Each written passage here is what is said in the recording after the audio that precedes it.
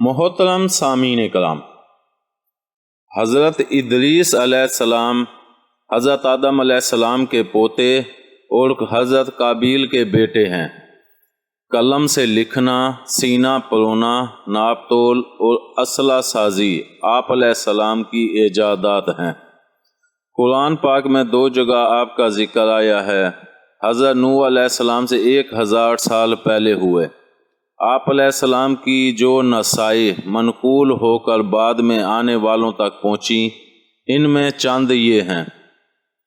اللہ کی بے شمار نعمتوں کا شکر ادا کرنا انسان کی طاقت سے باہر ہے۔ یاد خدا اور عمل صالح کے لیے نیت میں اخلاص شرط ہے۔ دوسروں کو عیش میں دیکھ کر ان پر حسد نہ کرو، اس لیے کہ یہ چند روزہ عیش و عشرت ہے، اور اپنی ضرورت کی چیزوں سے زیادہ کا طالب حریص ہوتا ہے۔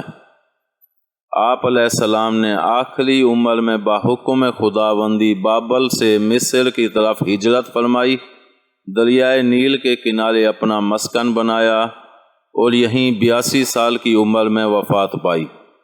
آپ کی انگوٹھی پر یہ عبارت کنندہ تھی: اللہ پر ایمان کے ساتھ ساتھ صبر فتح مندی کا باعث ہوتا ہے۔